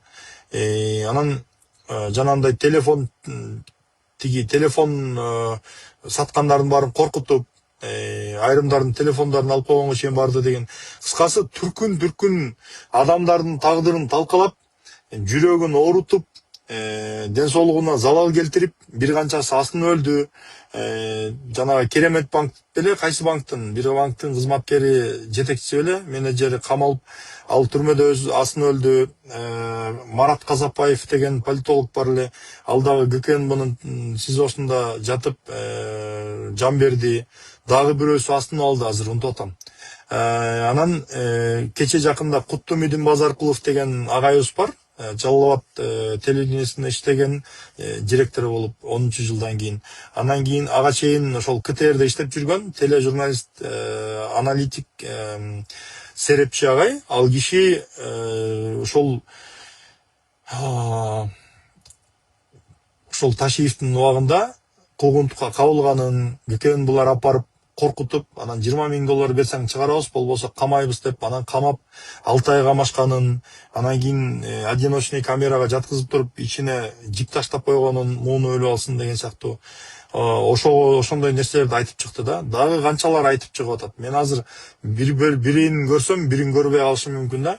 Анан кандайдыр бир ошондой бир маалыматтар болсо жиберсеңер болот. Тактоо киргизебиз айрым маселелергечи. То есть иликтей турган маселелер көп, кыскасычы. Ошондуктан урматтуу туугандар, Садыр Жапаровдун саясатынан мен бир да жерде бөлүнүү, же болбосо бир жерлерге бөлүнүү, тигил жактыктар үстөмдүк кылып кетти, бияктыктар бийликте болсун, тигилер жоголсун деген сыяктуу бир саясатты көргөн жокмун мен. андай бир чектен ашкан нерсени көргөн жокмун. Трайбализмди көргөн жокмун, регионализмди көргөн жокмун. Деги эле өзү Садыр Жапаров үчүн Садыр Жапаровду түштүктө да жакшы көрчү аябай. Анткени Садыр Жапаров деги эле башынан эле өзү объективдүү саясатчы катары өзүнүн позициясын айтып келатат. Жердешчиликке бөлүнүп, анан биз көлдүктөр минтебиз, антебиз, анан калгандарың анткиле же түндүк түштүк деп бөлүп жарган саясатын көргөн жокпуз. Бүгүнкү күндө ошол тескерисинче ошол трайбализмди, регионализмди жок кылуунун үстүндө Садыр Жапаров абдан катуу иштеп атат да. Абдан катуу иштеп, ротацияларды керек болсо айыл өкмөттөргө чейин ротация кылып атат. Таза болбосо бир региондун башындагы айылдагы айыл өкмөттөрдү этек жагына алып барып, же башка региондорго алып барып, аларга үй салып берип, ошондой шарттарды түзүп атат. Бул бүгүнкү күндөгү ошол жанагы чечкиндүү аракеттердин бардыгы ошол Садыр Жапаровдун бийлиги берген карпланыштын негизинде болду. Анан ошонун баары көпчүлүгүнө бар жанагы кустургандын баары эле ал нерсеге жетпейт да. Ошонун көпчүлүгүнө бюджеттен акчалар каралып атат. Каяктан кайсы акчалар каралып атат? Ошол жанагы таможнядагы, ар жак бер жактагы коррупцияны тыйгандан кийин, андан кийин салык системасын иретке салгандан кийин, анан элден ошол ишкерлерге шарт түзүп берип, ошол ишкерлер салык төлөй баштагандан кийин, бизнес тармагы өнүгө баштагандан кийин, алардын төлөгөн салыгынын негизинде мурда салык төлөгөн тармактардын баары салык төлөп, мамлекетке жардам берип, өзүнүн жарандык милдетин аткара баштагандыгынын негизинде бүгүнкү күндө Кыргызстандагы ушундай бир жанагы көптөгөн иштер аткарылып атат. Жолдор бурулуп атат, мектептер салынып атат, тигилер булардын баары салынып атат. Анан кийин ушул как будто Ташиев иштеп эле калгандары уктап аткандай. Мен мисалы Садыр Жапаровго уктабай иштеген адамдын кетесинен билем да, анткени мен өзүм көп учурда уктабай иштейм. Азыр да чарчап отурам да. Бир суткада бир 15-20 саатка чейин айдайсың. За рулем жүрөсүң да. Анан ал киши дагы ошондой уктабай иштеткен. Мен өткөн жылы жайда жолукканда жанынан барсам аябай эле карып кеттир. Чачтары агарган. Себеби 2020-21-22 жылдары кандай акыбалда жүргөнүн, мындай өң келбети кандай экенин баарыбыз көрүп турабыз. Эмелерден, видеолордон карасаңар, тиги азыркы күндө таптакыр башка да. Уйкусуз жүргөнү, аз уктаганы көрүнүп турат да кетесиненчи. Аз уктаган адам тез карыйт. Андан тышкары мамлекеттин түйшүгү оңой эмес да. Ошонун баардыгын баштап, бүт контролдоп, башкарып, үйрөтүп, чечкиндүү тез чараларды көргөн үчүн Кыргызстанда бүгүнкү күндө өзгөрүү, өнүгүүлөр болуп атат. Камчыбек Ташиевдин дагы салымы чоң. Ал киши да көп аракет кылды. Бирок деген жанагындай тескери, бир жагынан терс адаптарга жол берип, тегерегиндеги адамдардын баардыгы жанагындай накалдыктарга барып, анан ошонун баардыгын Камчыбек Ташиев кантип билбей калат. Кстати, жанагындай интригаларды уюштурду, бир канча интригаларды уюштурду. Анан мисалы Сыймык Жапыкеев деле өзү келип туруп ушинтип Ташиевди мактап туруп, Садыр Жапаровду жамандап кеткенине, андан кийин эч ким ага тийишпей калганына мен мисалы ишенбейм да. Демек ошол жактан пада жабылган. Исхак Масалиев деле өз алдынча пикир айтканына ишенбейм мисалчы. Ал киши тынч жүргөн киши да, негизи мындай пикирин деле айтпайт. Тем более өзү Ташиевди бийликке келсин тигүү деп жактаган мурда кийин уккан эмесмин.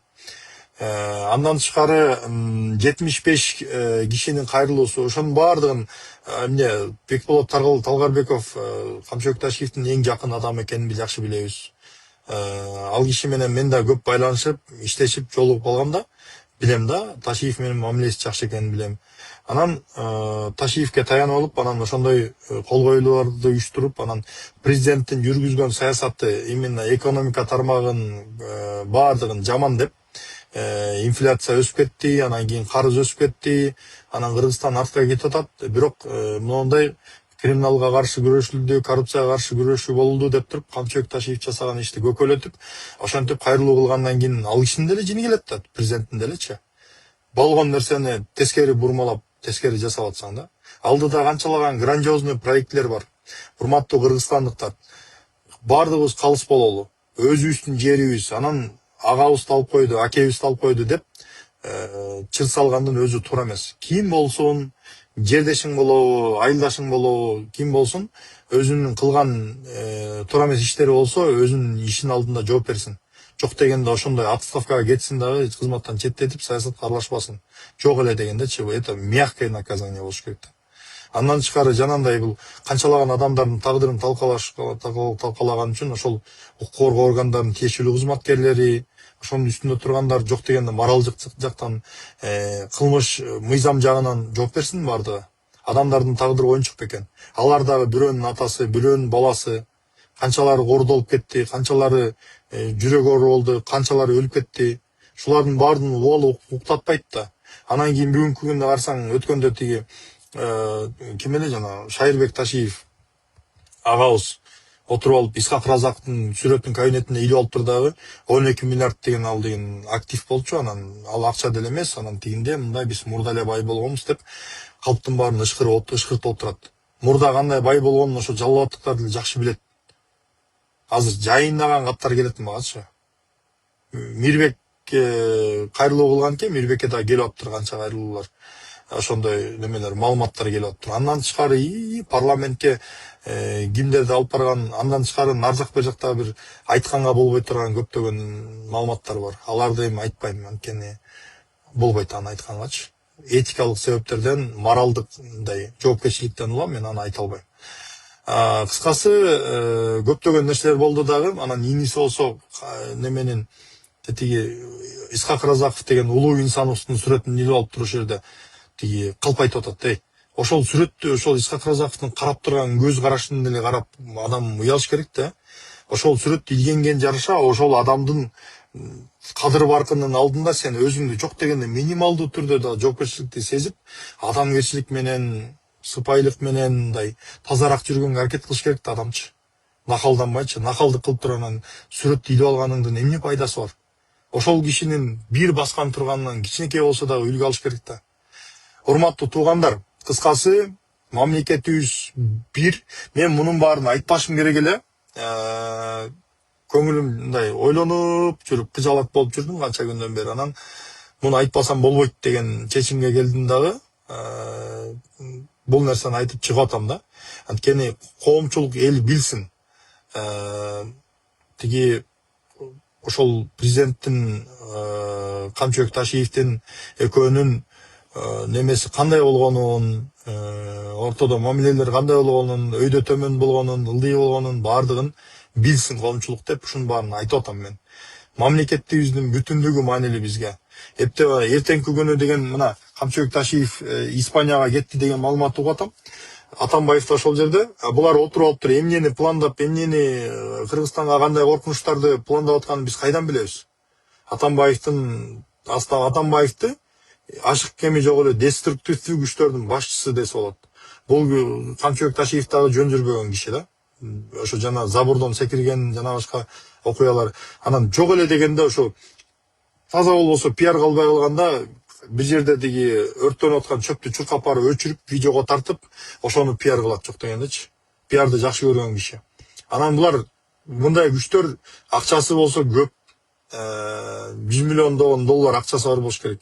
Анан ошончо каражаты бар, ошончо бийликтен ажырап калган адам жөн жатышы да мүмкүн эмес да өзүчө.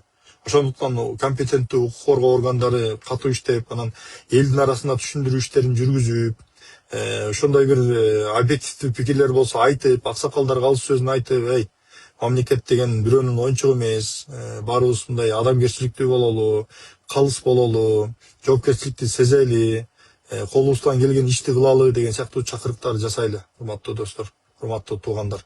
Ошол мен болгон пикиримди айтып бүттүм, эстегендеримди. Эстебей калгандарым болсо дагы бир эфир кылып туруп, айтам, бир-эки эфир кылам, ошо менен жыйынтыктайм. Бул саясий активизмге кайтып, же болбосо тиги саясатка аралашып, же дагы бир нерсе кылып, бир погода түзөйүн деген, же болбосо кандайдыр бир популизм кылайын деген оюм жок. Андан кийин дикилдетип аркадан кубаламай жок, баягы Сооронбай Жээнбековдун убагындагы ушинтип сен айт давай сүйлө деп. Андан кийин тынч жашоого кайтабыз. Болгону баягы ушундай учурда калыс сөзүбүздү айтпасак, анда болбойт. жаран катары мен өзүмдүн билген нерсемди айтпасам анда болбойт. Балким мен эртеңки күнү Садыр Жапаровдун жактоочуларынын тарабынан бир мындай нааразылыктарды угармын, балким эмне кереги бар анын баарын чукулуп деген сыяктуу. Бирок деген айтып коюш керек калыс сөздүчү. Ошол көңүл бурганыңыздар үчүн чоң рахмат. Байланышта бололу.